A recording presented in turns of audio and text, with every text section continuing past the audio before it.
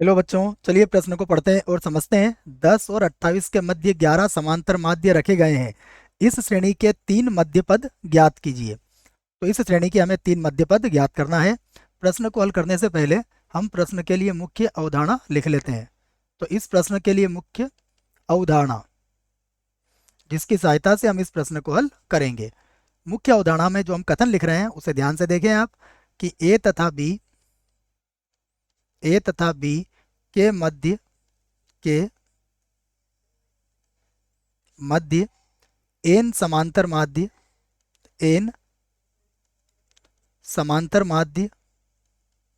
हो तो इस प्रकार बनी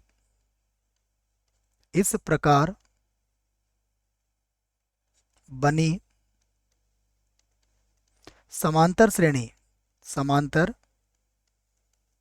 श्रेणी का सार्व अंतर, जिसको हम डी कहते हैं। तो इस प्रकार बनी समांतर श्रेणी का जो सार्व अंतर होता है उसका सूत्र होता है बी माइनस ए बटा एन प्लस 1। तो ये सीधे तौर पर आप याद रख सकते हो इस प्रश्न के लिए। अब यहाँ पर हमसे जो प्रश्न में कहा गया है उसकी बात मानते हैं हम। हमसे कहा गया है 10 और 28 के मध्य 11 समांतर माध्य रखे गए हैं। तो यदि 10 तथा 28 के मध्य 11 समांतर माध्य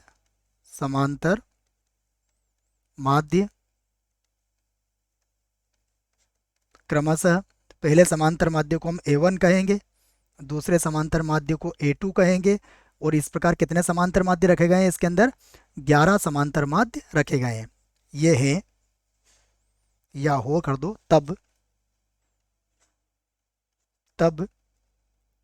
10 A1 A2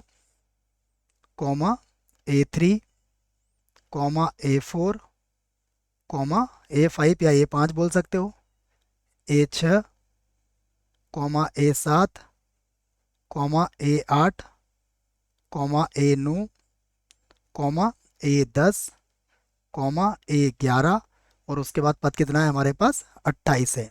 ये क्या होंगे? समांतर श्रेणी में होंगे। ये समांतर श्रेणी होगी, यूं बोल सकते हो आप कि ये जो आपको सूची मिल रही है ये क्या होगी? समांतर श्रेणी है।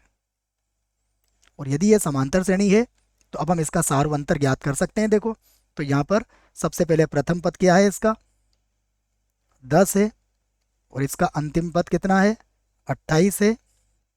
इसमें अगर डी की बात करें तो इसका डी ज्ञात करने के लिए सूत्र क्या लिखवाया आपको? बी माइनस ए बटा एन प्लस 1।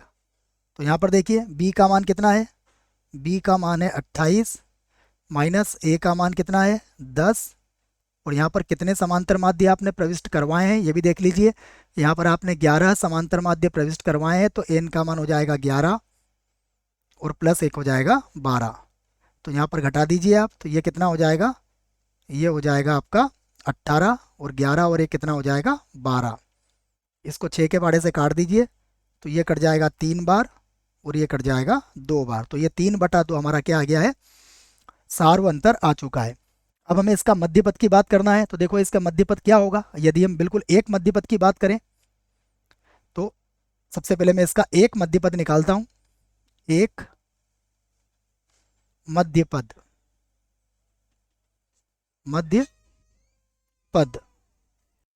तो ये कौन क्या होगा? देखिए, हमें इसमें 13 पद हैं, तो 13 प्लस 1/2 वहाँ पद होगा, वहाँ पद। अब 13 और 1 14, मतलब ये कितना हो गया? 7वां पद हो गया बच्चों।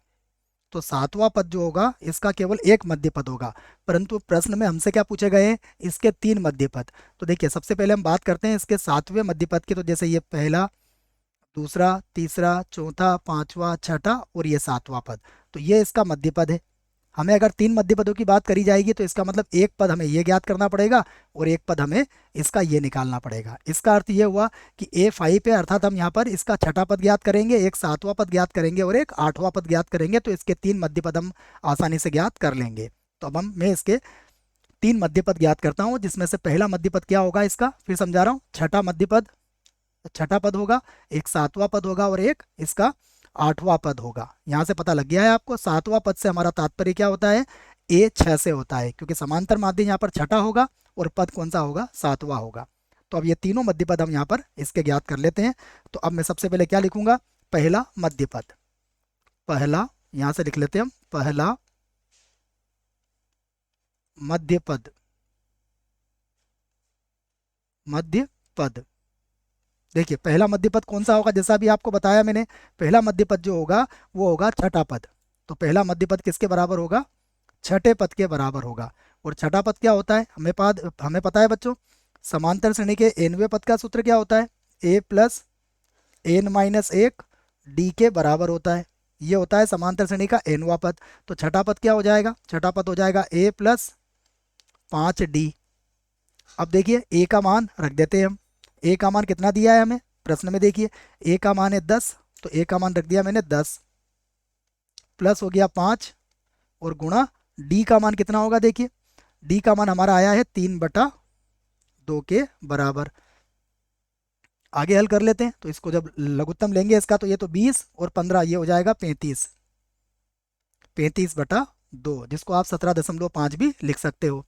उसके बाद लिखेंगे इसका दूसरा मध्य पद, यहाँ से लिख देता हूं मैं, दूसरा मध्य पद, मध्य पद। दूसरा मध्य पद जो होगा उसको हम क्या कहेंगे, वह श्रेणी का सातवां पद होगा। और सातवें पद के लिए सूत्र क्या बनेगा, यह बनेगा a प्लस 6d बराबर, देखिए a का मान कितना है 10, प्लस ये हो जाएगा 6 गुणा d का मान कितना है 3/2। तो 2 से आप 6 को काट देंगे 3 बार, तो ये हो जाएगा 19, कितना हो जाएगा 10 और 9 19। अब हम तीसरा मध्य पद भी इसका निकाल लेते हैं, तो यहाँ लिख देता हूं मैं तीसरा मध्य पद, तीसरा मध्य पद। तीसरा मध्य पद क्या होगा, यह श्रेणी का आठवां पद होगा। और आठवें पद किसके बराबर होगा, a प्लस 7d के बराबर हो जाएगा। तो a का मान तो 10 है, प्लस ये हो जाएगा 7 गुणा ये हो जाएगा 3/2। तो देखिए ये 20 और 21 41 हो जाएगा ये, तो ये हो जाएगा 41/2। तो ये तीनों ही हमारे उत्तर है, यहाँ पर मैं लिख देता हूँ। अतः तीनों मध्य पद, यहाँ पर हम जमा के इसको लिख सकते हैं, अतः तीनों मध्य पद, अतः तीन मध्य पद, मध्य पद। देखो तीन मध्य पद में पहला कितना आया 35/2, जिसको हम लिख सकते हैं 17.5।